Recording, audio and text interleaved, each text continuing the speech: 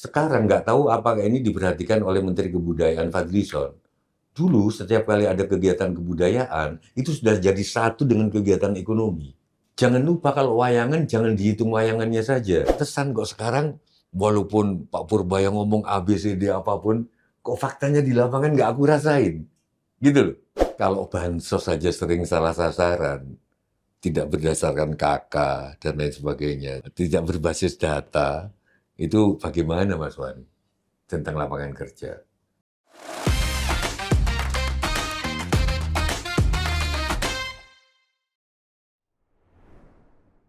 Purbaya sekarang ini menarik. Saya ingin pendapatnya Kang Tejo. Purbaya ini kalau disosok pewayangan itu tokoh seperti apa? Ini kan kayak semacam jadi hari ini semacam jadi bempernya banyak kesalahan-kesalahan blunder-blunder politik. Sekarang malah ada kayak hashtag RI 19 kalau nggak salah. Kalau RI 19. RI 19. 29. 29 ya? Mobilnya. Oh, mobilnya. Oh, nggak tahu saya. Kayaknya RI 19 tolong kasih jalan. Sampai gitu. Kalau yang lain-lain totot ditutup kiri, kalau ini dikasih jalan. Jadi memang jadi media darling saat ini. Terus bahkan ada hashtag itu. Kalau R19 udah aja kasih jalan. Kalau perlu dikawal sendiri sama kayak orang. Dia boleh makan-makan dimanapun, tapi kalau Zulhas yang makan-makan dikritik. Enggak, ini loh, ini faktanya. Iya. Kalau Purbaya boleh makan-makan. Sekarang Zulhas mungkin salahnya sendiri kalau di foto itu entah bener apa editan apa ngerokok enggak. itu. Sambil bukan rokok, cerutu. Iya makanya. Gitu, cerutu sambil makan enak di warung. Ya mungkin. Tapi kalau Purbaya nggak apa-apa. Cuman gini, teman-teman, mari kita belajar. Bukan kita nggak mendukung Pak Purbaya. Ketika dia menggelontorkan 200 miliar, 200 triliun atau 400 triliun, masih sisa 200 di Bank Indonesia ke bank-bank Himbara, Himpunan Bank Negara ya. Itu Profesor Ferry, saya mengutip banyak orang, Latu Harhari apa ya? Latu Haihin atau apa, sorry, pokoknya Profesor Ferry bilang, ini belum tentu menyelesaikan ekonomi. Karena kalaupun bank dapat dana cair, dana liquid, dia kesulitan ngasih kredit ke siapa? Karena sektor real lagi mati. Iya. Gitu. Sebetulnya pembicaraan itu, Mas Wadi, yang aku pantesan kok sekarang, walaupun Pak Purbaya ngomong A, B, C, D apapun, kok faktanya di lapangan nggak aku rasain. Gitu loh. Fakta di lapangan kerja, fakta di... Iya. Atau kan... Nggak, makanya itu kayak aku itu penasaran. Ini sebenarnya apa sih di dia? Itu yang kemudian publik itu kok nyerapnya sangat positif gitu. Sekarang banyak peristiwa kayak gitu. Kita jangan lupa. Jenderal Gatot Nurmantio pernah kita, wah dia ngomong ini waktu dia masih jadi Panglima TNI. Kita harus punya harapan. Ternyata terus nggak ada gaungnya. Terus jenderal-jenderal tahun ini, kalau kita bikin kaleidoskop, diprakarsai antara lain oleh Jenderal Sunarko, terus dilindungi oleh Pak Trisno untuk pemakzulan Gibran. Iya. Oke, wah kita udah nggak ada apa-apanya. Oke, tiba-tiba Gibran nganterin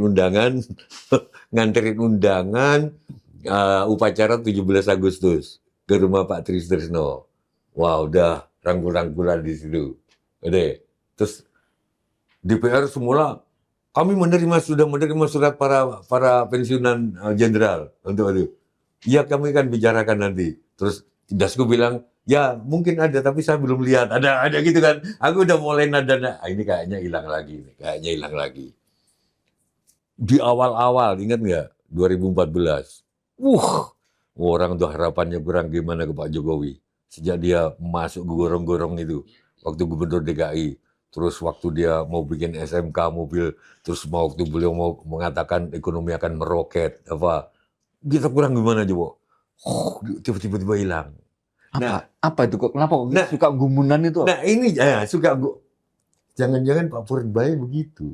Tapi nanti kalau kita ngomong gini bisa diserbu sama netizen gini, karena netizen masih, aku cuma ngingetin bahwa bukan cuma Pak Jokowi loh, Pak SBY di awal-awal, Wih, itu datang ke pasar, pasar berhenti. Bukan dibikin, memang berhenti karena mau menghormati Pak SBY di awal-awal.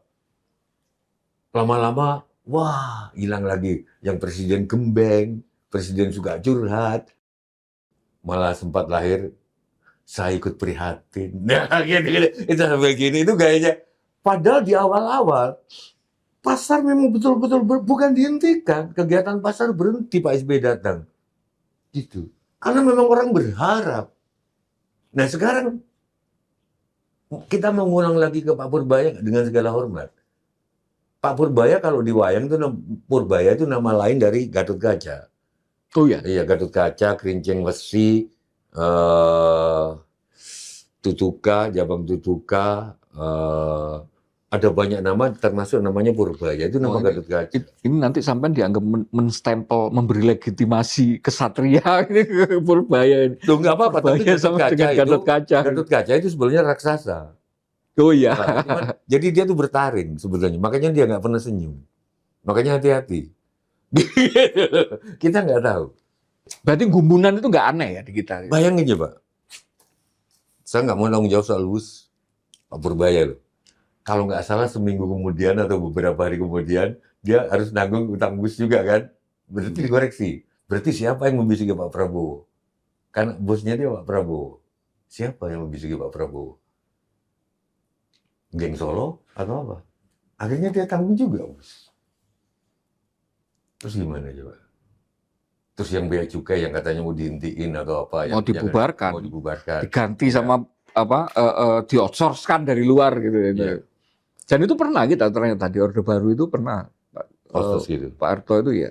Jadi undang satu konsultan gitu, timnya itu kemudian diganti itu setahun. Ya, Oke, intinya oke. Aku oke masyarakat kagum Bapak Purbaya, nggak apa-apa sih.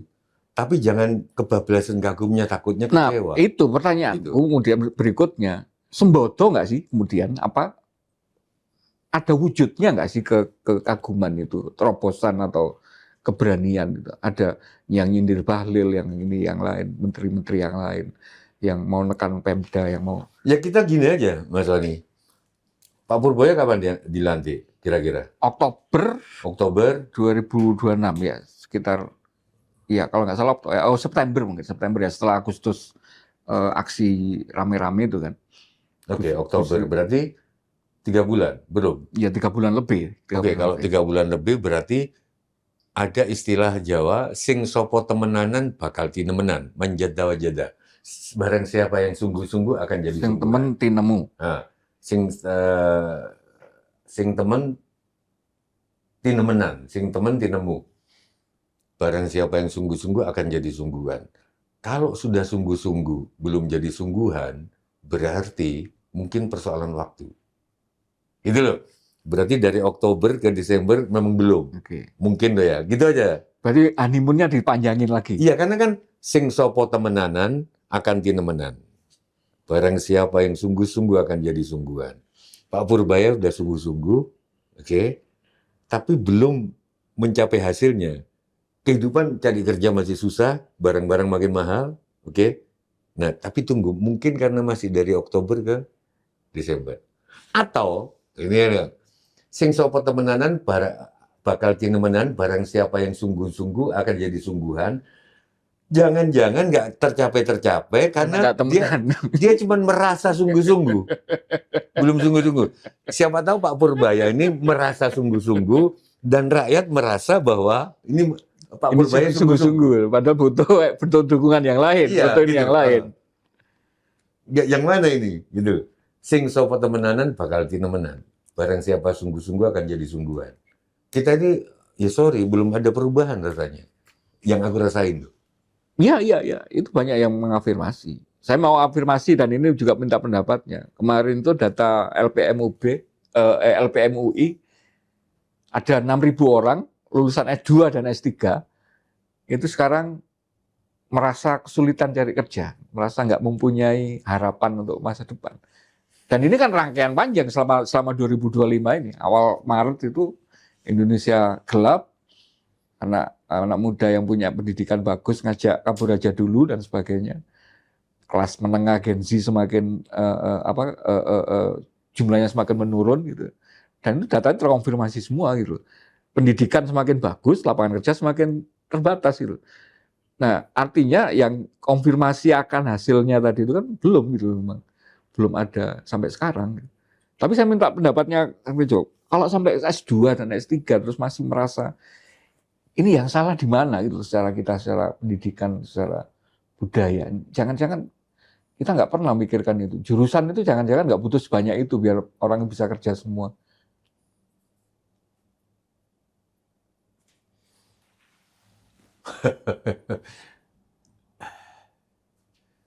Kalau bansos saja sering salah sasaran, tidak berdasarkan KK dan lain sebagainya, tidak berbasis KK, tidak berbasis data, itu bagaimana Mas Wani tentang lapangan kerja? Ini bansos, datanya ada dua, katanya dari BPS dan katanya lagi tiap Kementerian Sosial Ya, ada lagi data. ada PKH, ada macam-macam. Bahkan MBG aja kemarin ada ibu-ibu yang protes karena mereka merasa sekolah elit, sekolah kaya kok dapat MBG. Dia susah ngasih penjelasan ke anaknya, Mama, kenapa kita dapat MBG gitu loh. Padahal dia anaknya sekolah di situ tiga-tiganya dan tiga-tiganya bawa mobil sendiri, supir sendiri. Berarti kan gimana pemetaannya ini? Apalagi lapangan kerja kan harusnya kan oke, dari satu sumber big data itu kita perlu insinyur sipil segini 3.000, kita perlu insinyur pertanian segini, kita perlu dokter ahli urologi segini, ahli jantung segini, ahli terus di ekonomi kita perlu ekonomi pembangunan segini, kita perlu akuntansi segini. Kalau itu tiap ini diupdate kan Iya. universitas nggak kelebihan. Ya nggak apa-apa lebih misalkan lebih 20.000 lah tiap tahun kan soalnya ada tumbuh Atau lebihnya di bidang-bidang yang itu memang butuh banyak gitu kan, kayak dokter lebih banyak nggak biar apa-apa. mereka bersaing untuk masuk ke situ. Berarti Nah, nggak ada berarti. nggak ada pemetaan itu. Atau ada kesalahan lain. Sorry, aku kalau ngelihat persoalan tuh lagi dari berbagai. Iya. Lu makanya itu justru sampai ini menarik pendapatnya karena harus dilihatnya dari kayak gitu. Jangan-jangan kita kuliah itu memang untuk belajar penghidupan, bukan untuk belajar kehidupan. Ini Sabran yang ngomong, aku sepakat.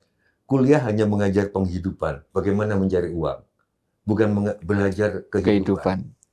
Nah, kalau kuliah itu tujuannya belajar kehidupan, jangan nyalain kuliah dong. Iya. Kalau nggak dapat dong, kamu belajar hidup di situ, belajar unggah-ungguh ke dosen, orang yang lebih tua, belajar unggah-ungguh ke teman setara, belajar unggah-ungguh ke ini. Bahwa nanti keluarnya tanggung jawabmu sendiri kalau nggak dapat pekerjaan, satu-satunya cara adalah menciptakan lapangan kerja buat kamu sendiri. Iya. Nah, kalau ngapain kamu kuliah, Mas Fani? Kenapa? Ngapain kalian sampean kuliah? Untuk belajar penghidupan. Nah, baru karena memang untuk mencari uang nantinya. Baru kita sepakat yang mana? Kalau nggak salah, setauku di Indonesia pendidikan itu tuh tujuannya belajar kehidupan. Harusnya ya. Iya. Jadi mestinya nggak ada urusan memang lulusannya itu kerja diterima dunia kerja atau enggak gitu ya. Nggak ada. Karena kalau dia nggak diterima, wah Mas Wani aku pernah gini loh. Ya, aku nonton podcast lupa di mana ini. Ini ada orang perempuan Mas, mau jadi tenaga kerja Arab Saudi ditolak, mau ke Taiwan ditolak, mau ke Filipina ditolak. Akhirnya apa? Ya sudah karena saya ditolak terus, saya bikin lapangan kerja sendiri. Gitu. Itu orang nggak berpendidikan S1, S2. Dan bisa. SMP Dan bisa. Harusnya kan yang S2 itu, bedanya S2 sama S1, ini Mas ya, kalau S1 nggak diterima kerja dimanapun dia frustrasi, dia ngambek, S2 nggak diterima dimanapun dia marah karena itu bikin lapangan kerja. Kayak ini nggak diterima Rahwani, nggak diterima cintanya sama Sinta. Akhirnya selama sekian tahun dia bangun negaranya. Negeri Alengka.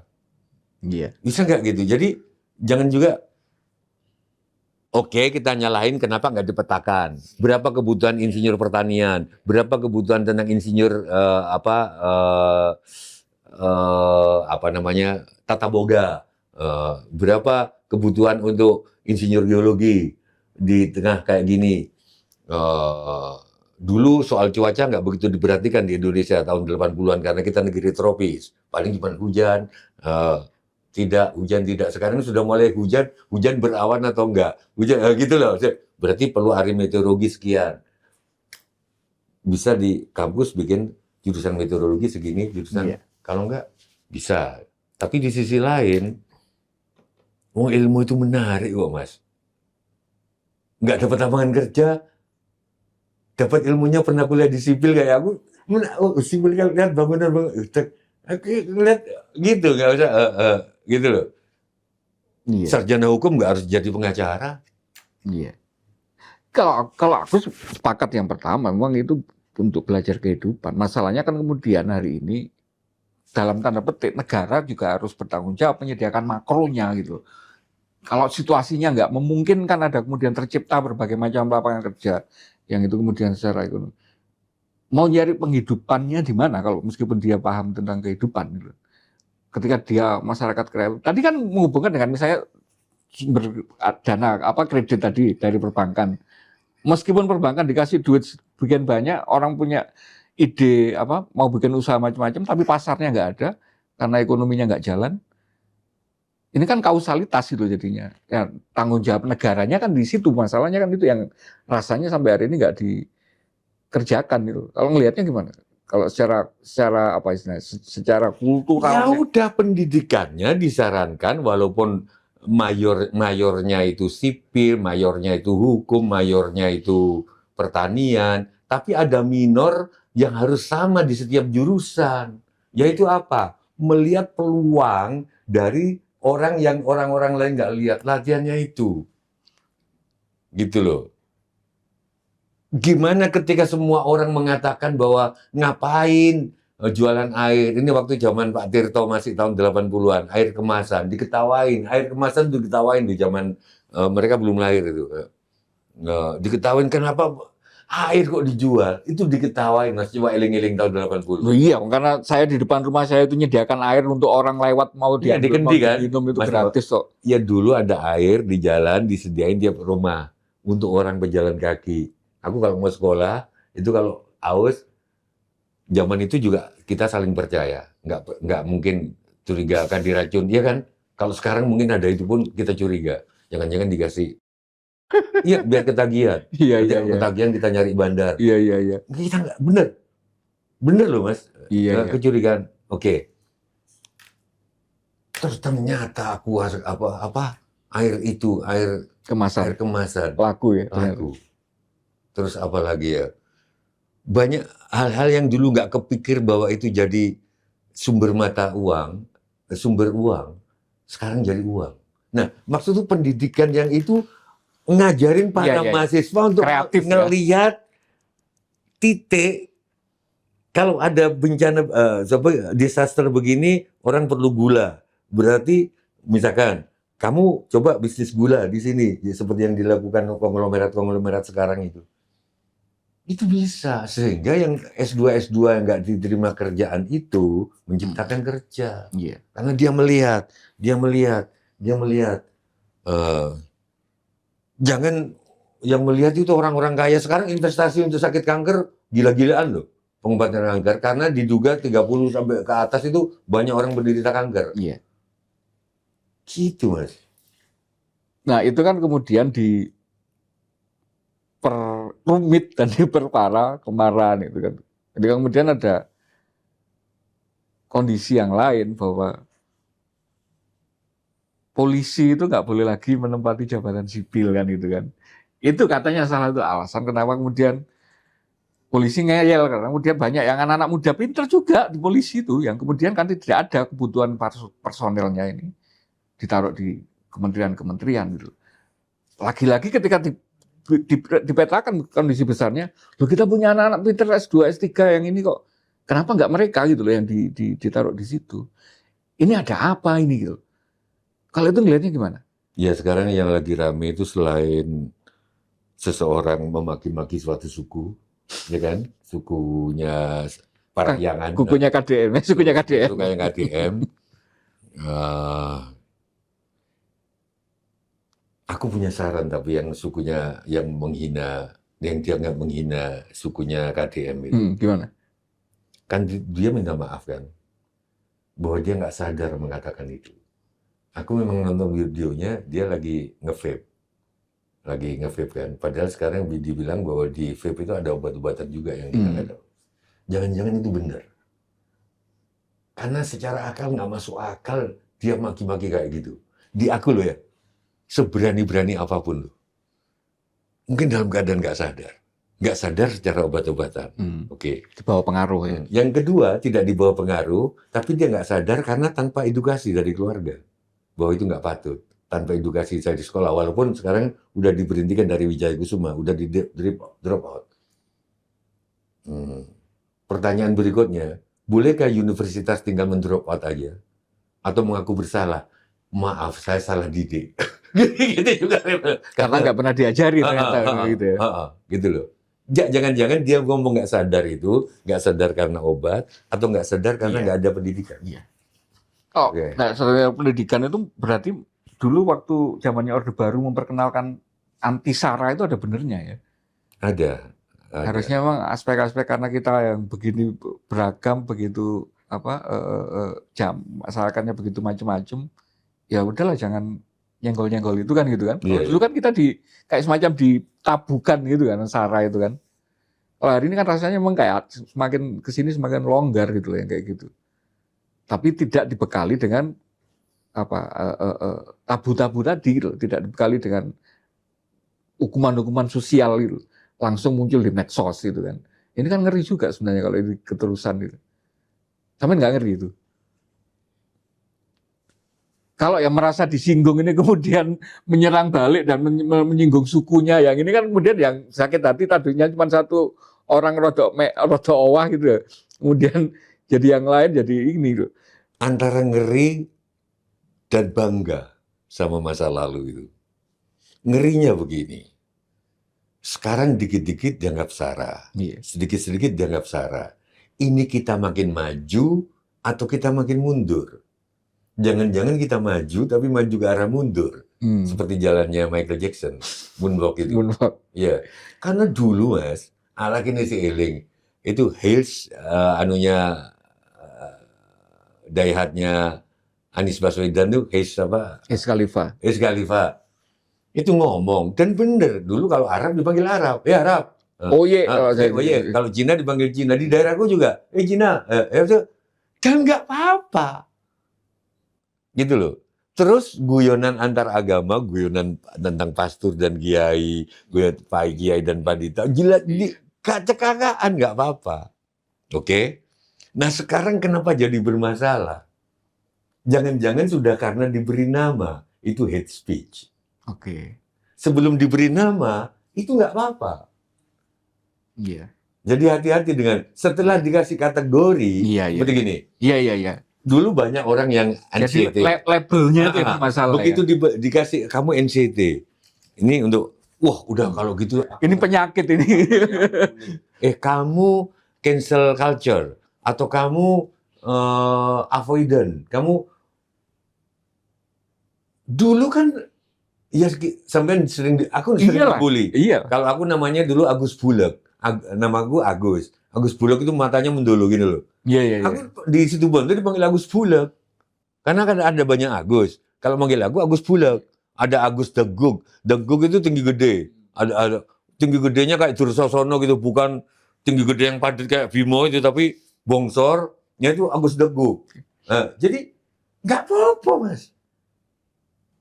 Terus sekarang jadi begitu. Iya, karena label itu ya. Jadi, nah itu SARA, itu hate speech. Aku dulu nyanyian suku itu biasa loh Mas. Nah, pertanyaan gue lagi, apakah kita semakin maju atau maju ke arah mundur? Kita semakin sensitif, tapi kemudian juga semakin gampang tersinggung. Iya, kalau aku sih, aku dianjing-anjingin nggak apa-apa. Serius. Karena anjing itu setia. Dan di dalam wayang anjing yang pertama masuk surga. Setelah itu Raden Puntadewa. Gitu. Iya. Terus kamu main slodok sana sini kayak binatang aja. Binatang cintanya lebih kudus. Dia tidak ngitung bibit bobot bebet. Pokoknya seneng ya sudah kerjain. Nggak ngitung ini anaknya siapa, gonogininya apa, nggak gitu. Gitu loh, Mas. Iya, Gitu. paham. Nah, kalau kita dikata-katain anjing dan kita marah, jangan-jangan kita menghina anjing. Persepsi kita tentang anjing sudah Iya. buruk kan gitu kan. Tejo, anjing kamu, terus aku marah. Berarti anjing buruk banget di mata gue. Tejo, anjing lo khas. Ya, tentu ini guyonan. Artinya aku setuju diproses, tapi untuk ke depannya dulu, di proses hukum aku setuju. Ke depannya apa kita, berarti kita makin rentan dong. Kita nggak bisa ngomong apa adanya. Kita nggak bisa ngomong tentang apa itu fighting. Ada semacam, ini memang kayak semacam simptom ya berbagai macam rangkaian. Waktu kemarin bencana itu pun bahkan muncul kayak perdebatan Jawa, Sumatera gitu. Terus ada beberapa kasus misalnya yang di Malang itu kemarin sempat ramai, ada antar tetangga sebenarnya urusannya, tetangga yang satu berisik, tetangga yang lain punya rental lah macam-macam begitu. Tapi kemudian kemana-mana gitu kan karena ada Beda suku macam-macam gitu ya. Dan saya lihat itu memang karena kita semakin kesini. Memang beda ungkapan tetanggamu berisik, tetanggaku berisik. Beda sama orang Madura itu berisik. Itu udah beda. Udah bawa. Enggak, itu ada semacam gini. Kang, ada semacam kekhawatiran tuh gini. Medsos itu memberi amplifikasi sesuatu yang tadinya itu harusnya menjadi semacam urusan lingkungan gitu. Urusan yang sebenarnya antar tetangga, mentok-mentoknya didudukkan sama Pak RT itu harusnya sudah selesai kan gitu kan. Tapi karena kemudian itu muncul di medsos, yang harusnya itu kita nggak kenal sama sekali urusannya dia, kita nggak kenal sama sekali, merasa kemudian itu menjadi bagian dari urusan kita kan gitu, menjadi empati, menjadi ini macam-macam, kayak seolah-olah kita ikut di situ aja tetangganya. Padahal kalau di praktek di lapangan, di kehidupan sehari-hari aja lah. Oke, aku simpulkan. Kalau ada 2 rumah sana terus tetangganya ini aku di SMA dulu ya, ngobrol. Ini gimana Cina? Ini Cina gitu. Oke, itu Arab gimana? Ini kan bertiga. Oke kan? Nggak apa-apa. Ini serius tahun 80-an aku ngomong. Aku juga ngalami. Si Jawa koek itu kan nggak apa-apa. Atau Jawa ngapak. Nggak apa-apa. Tapi begitu ini diamplifikasi, orang Kebumen bisa dengar dari medsos, ya gitu maksudmu gitu kan? Iya. Terus orang Cina yang sana bisa dengar, langsung tersinggung kan? Dia nggak ngerti konteksnya bahwa aku guyon di sini. Iya, itu bahaya. Berarti kita sebetulnya nggak semakin bebas dong sekarang ini. Bisa nggak kita bilang gini? Oke teman-teman, kesepakatan ya, ini nggak ada yang keluar. Bisa nggak kita gitu? Pertemuan ini nggak ada yang keluar. Bisa nggak? Nggak bisa. Kita misalkan aku ceramah di depan 100 orang, nggak mungkin, Pak, Bu, adik-adik, ini nggak ada yang keluar ya. Nggak ada yang di YouTube, nggak ada. Ini untuk ruang ini. Nggak bisa, Mas. Masih ada yang nanti ngebocor. Wong, teleponannya Pak Sapri sama Pak Prabowo aja bocor soal itu, soal Taiwan, soal China. Oke, kalau itu tidak mungkin ditahan, tidak mungkin tidak bocor. Ada nggak nilai baru yang harusnya dimunculkan, yang dibangun untuk menyerap? Ada, tapi kehati-hatian dan nggak enak. Ya nggak mungkin lah, ya makanya itu. Gitu loh. Kalau setiap kita ngomong, aku misalnya berteman sama Kang Tejo terus merasa bahwa aku akrab gitu ya, terus membayangkan bahwa ini akan didengar oleh semua orang se-Indonesia. Nggak bisa ngomong apa adanya. Ini menarik, diskusi menarik. Bagaimana? Aku nggak tahu. Jadi keintiman, keakraban sudah nggak ada lagi karena kalau aku ngomong berdua di mobil sama Mas Wani, aku juga nahan-nahan. Nanti Mas Wani direkam di sebar seluruh Indonesia gitu. Atau ada aturan itu, sebetulnya ada aturan sih, yang nggak di ranah publik nggak boleh loh disebar itu. Kecuali kalau kita seminar memang untuk publik boleh. Itu pun kalau yang bicara tidak bikin disclaimer ini hanya untuk kita loh ya, atau off the record. Saya pernah undang seorang pakar undang-undang ITE yang namanya Prof. Henry. Itu desainnya memang seperti itu. Henry dosen UNER. Henry Subiarto. Iya, tahu. Desainnya memang seperti itu. Memang harusnya ada pembedaan. Tapi masalahnya ketika itu kemudian sudah kadung beredar, itu polisi seringkali tidak mau tahu membedakan ini mana konsumsi, apa ketika itu diproduksi itu untuk ranah personal atau domain publik, atau siapa yang menyebarkan dan sebagainya, itu masih menjadi pasal karet dulu. Di situnya yang menjadi. Bahkan yang disebarkan kena juga ya, padahal dia nggak ikut Padahal dia nggak ikut menyebarkan. ngapa-ngapain, dia nggak tahu kalau misalnya itu direkam dan sebagainya. Itu kan sering kejadian yang kayak gitu. Iya. Dia nggak ikut ngerekam, nggak ikut ini gitu ya. Dan masalahnya kita nggak membekali publik dengan ini, ada perubahan konstelasi kan gitu kan. Kalau dulu kita hanya berantem dengan tetangga, itu hanya tetangga itu yang dengar gitu. Misalkan kalau aku gini Mas Wani, kalau ini kayaknya ini ranah private ini, aku nggak repost, itu aja. Bahkan kadang-kadang aku, walaupun kadang-kadang baca juga, tapi kadang-kadang aku nggak ingin baca. Kalau lagi beres loh, sini loh, aku nggak mau baca ini. Ini karma buruk. Kalau saya membayangkan di generasi yang kita yang mengalami transisi dari digital, ya generasi milenial ke atas lah yang mulai kelahiran 90-an sampai yang masih hidup kelahiran 50-an itu ya. Artinya pernah mengalami transisi digital itu mungkin masih bisa membayangkan gitu kan. Memilah ini konsumsi, ini omongan privat. Tapi yang generasi hari ini yang lahir, misalkan gini, ada foto nih, ada foto A, B di sebuah ruang privat, entah itu di ruang tamu rumahnya atau di kamar apalagi, pasti nggak saya repost. Kan ini ranah private. Iya, makanya. Tapi kalau si anak ini ngambil foto seseorang A sama B di stasiun di mana, dia salah sendiri. Dia kenapa tampil berdua di stasiun? Itu ranah publik. Dan aku pernah nanya ke pakar medsos, nggak apa-apa kan itu ranah publik. Ya itu loh Mas, masuk itu. Tapi karena aku generasi non digital juga sebelumnya, begitu dia di ruang tamu, ntar dulu. Jangan-jangan ini dia disebarkan nggak tahu. Kita aja masuk ke rumahnya orang, kalau kita nggak kenal kan juga nggak masuk kan, gitu. Nggak mungkin dikasih masuk kan gitu kan. Kita aja mungkin nggak akan. Jangankan ruang tamu, pekarangan itu restricted area loh, pekarangan orang. Iya. Itu ada nggak tahu hukum atau etika, masuk ke rumah orang tanpa izin. Itu hukum.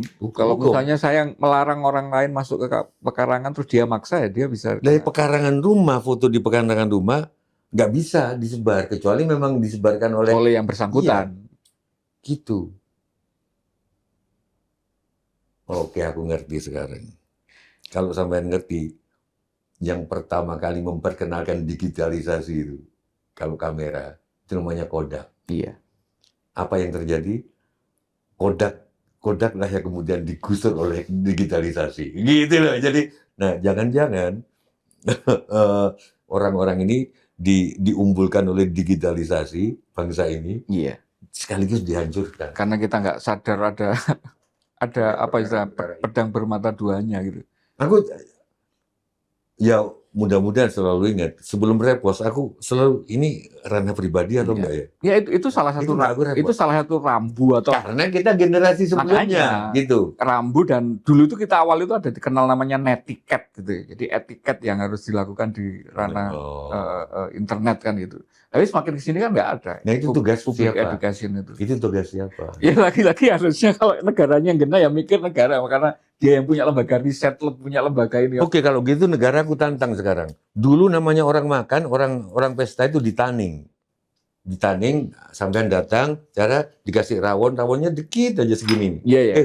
Segini terus sudah diposkan diporsikan sepiring kan gitu kan. Tanning. Oke. Terus masuk ke zaman baru namanya prasmanan. Tanpa didikan. Mestinya begitu ada prasmanan mulai SD sampai SMP sudah ada pendidikan.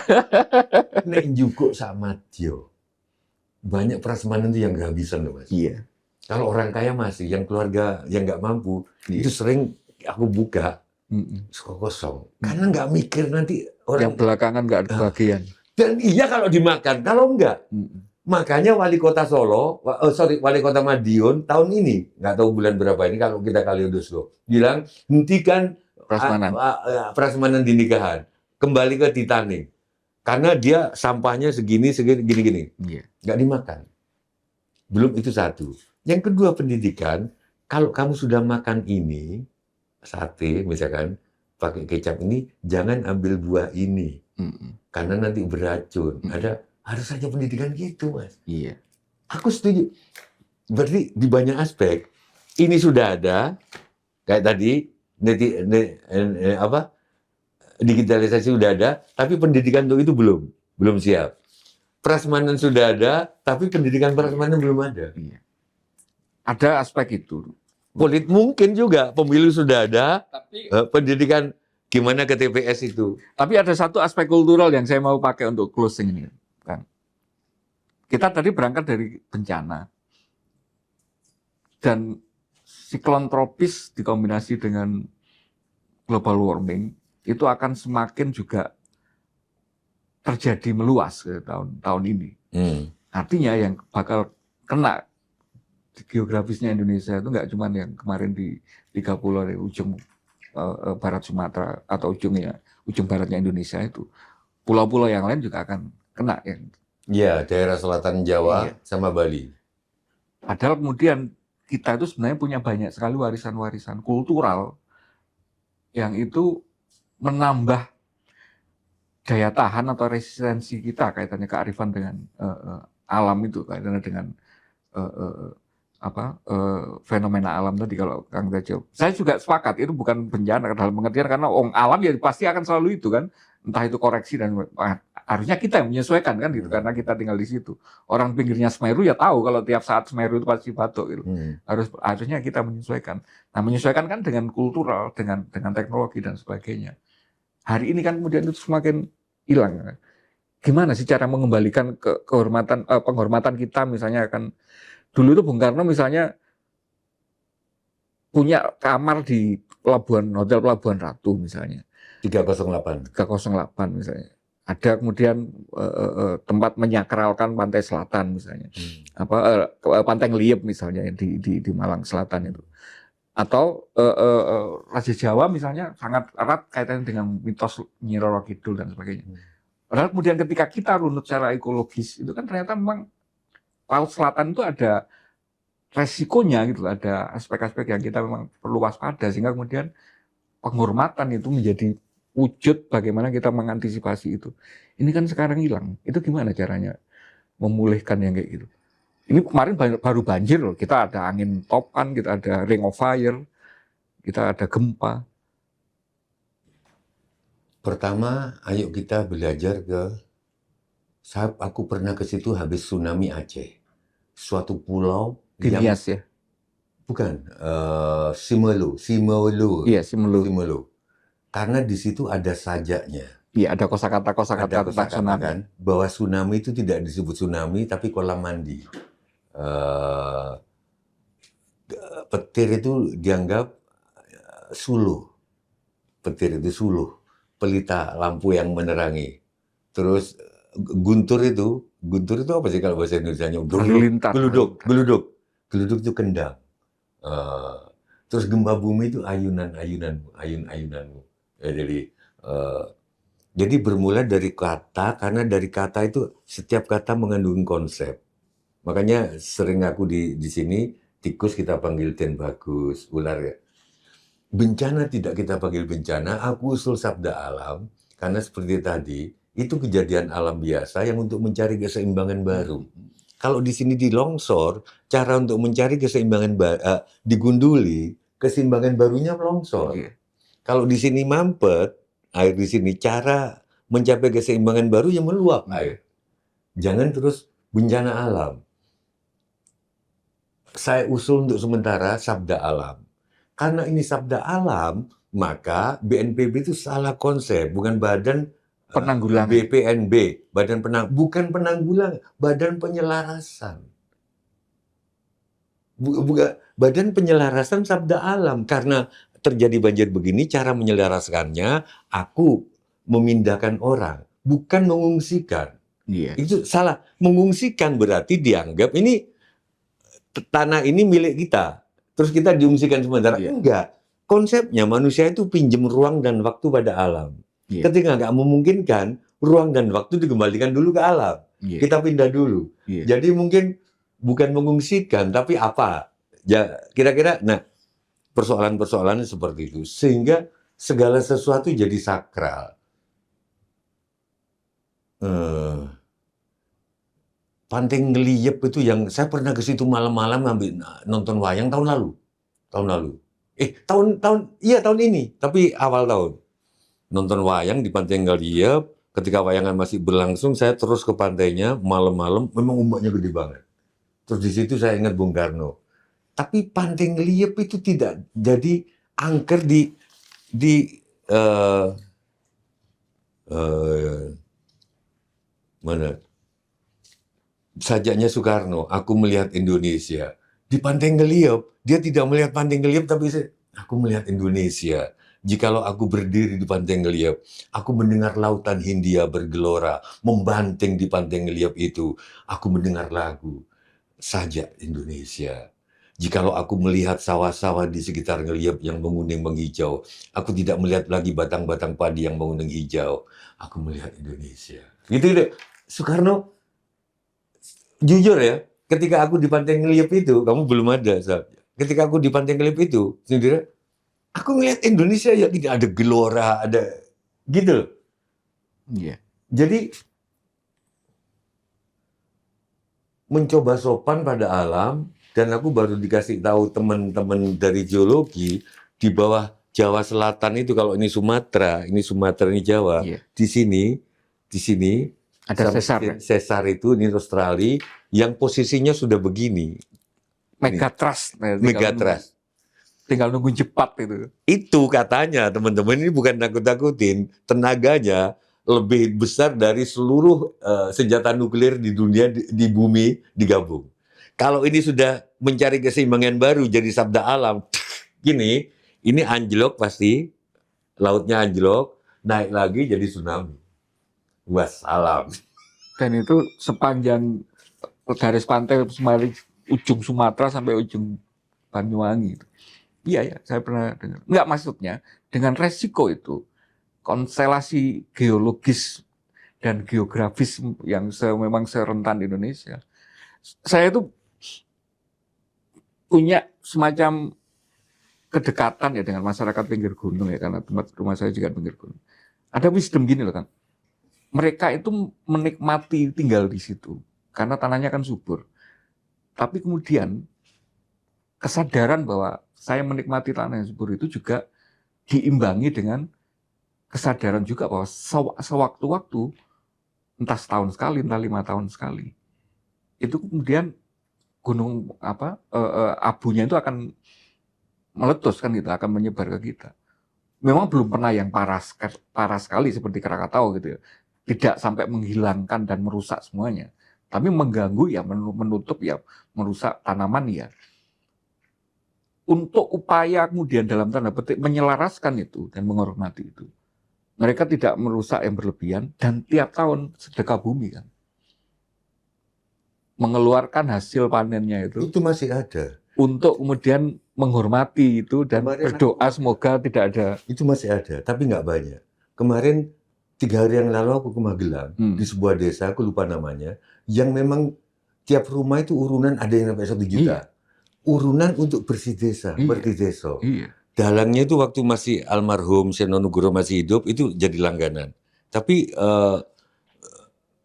di desa itu selalu ada acara berarti desa yang kaitannya sama wayangan. Dan mungkin satu hal terakhir yang ingin saya katakan, sekarang nggak tahu apakah ini diperhatikan oleh Menteri Kebudayaan Fadlizon. Dulu setiap kali ada kegiatan kebudayaan, itu sudah jadi satu dengan kegiatan ekonomi. Jangan lupa kalau wayangan, jangan dihitung wayangannya saja. Dihitung orang datang itu sudah transport. Dihitung di situ nanti ada orang jual makanan. Jagung bakar dan sebagainya. Jadi kenapa kok tiap kali ada ruatan anak? Kalau 5 anak juga harus diruat juga, 3 anak harus diruat juga. Ada 52 jenis anak, jenis orang punya anak yang harus ruatan Sukerto namanya. Karena kalau enggak nanti dimakan sang waktu, dimakan Bathara Kala. Jangan lupa, setiap kali wayangan itu kita nanggap dalang, itu sudah ekonomi. Dalang bawa niaga, Iya. Niaga kalau wayangan bawa sinden, berarti ada menghidupkan lagi penatah-penatah wayang yang di Manyaran kayak di Wonogiri itu. Nah, Belum gamelan. belum gamelan. Makanya dulu ada gini Mas Wani. Cara memutar ekonomi, cara orang tua memutar ekonomi dulu dengan istilah tabu, dailo, amali. Dalang itu harus bisa natah wayang, harus bisa Nabu. nabu dan harus bisa ngerin aransemen gamelan. Tapi kalau dia sudah jadi profesi dalangnya, dia pamali bikin wayang. Kenapa? Supaya hidup pembuat wayang. Gak ngambil Nggak rezekinya. ngambil rezeki orang.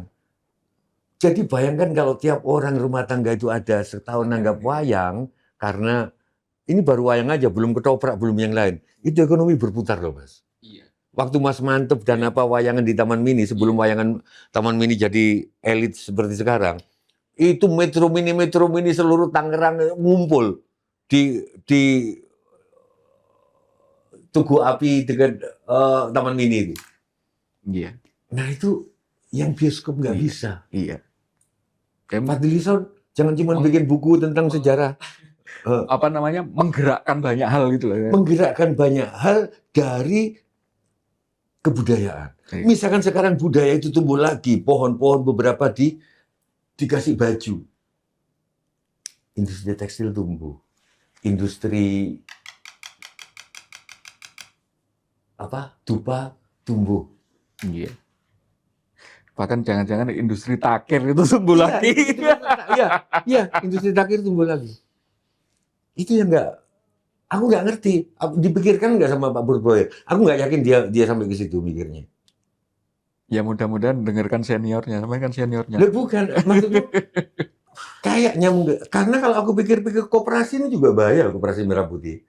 Karena beberapa pihak mengamat dia bukan koperasi tapi korporasi, karena sumbernya dari instruksi dari pusat. iya, dari top down, terus dananya sebagian dari bank Himbara. Iya, nggak Oke. berangkat dari kesadaran masyarakat, kebutuhan masyarakat. Iya.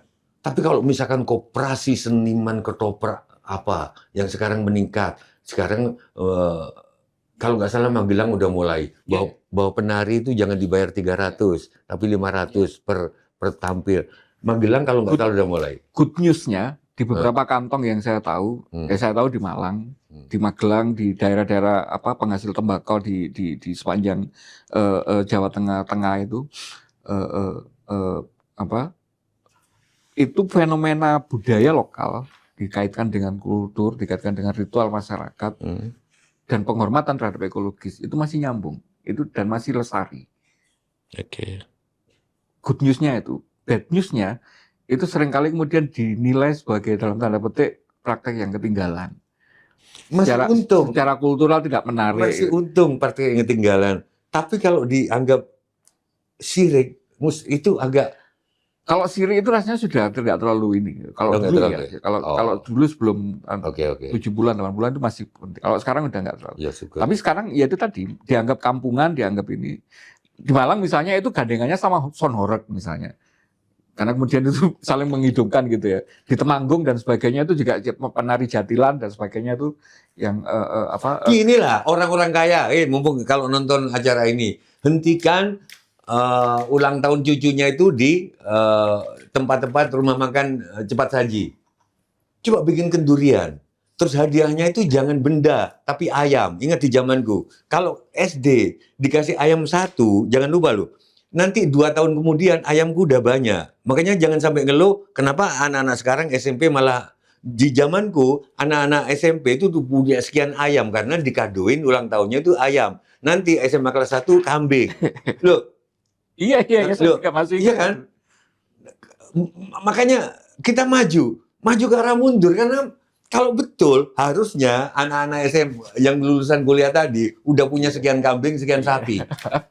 Dia bisa bikin lapangan kerja sendiri. Kita kuenya berarti banyak hal yang kita itu sebenarnya punya, diwariskan. Tapi kemudian karena... Aku tahu kunci omongan ini. Kunci omongan. Kebudayaan. Kebudayaan itu yang akan... itu harus contoh Mas. Sekarang kalau putranya Pak Purbaya itu ulang tahun hadiahnya ayam, gitu loh. Dia kasih dimuat di Instagram, orang-orang oh iya ternyata kalau anaknya dikasih ayam nanti SMP kambing. Karena 6 tahun ayam itu udah berapa Mas? Jadi anak itu lulus SD mau ke SMP dia udah punya, mana mungkin bisa bayar. Ini menjadi tanggung jawab sosial yang punya platform gede gitu ya, yang punya Iya. platform jadi influencer macam-macam, Iya. ini yang dihidupkan lagi gitu. Harusnya seluruh lulusan S1 udah punya sapi. Oke. Iya, oke. Saya nggak bisa berkata-kata untuk menutup ini. Selamatlah rakyatnya, selamatlah putranya, pulaunya, lautnya, semuanya. Salam Tanpa Pancasila. tiga. Oke. Matur suwun. Sami-sami.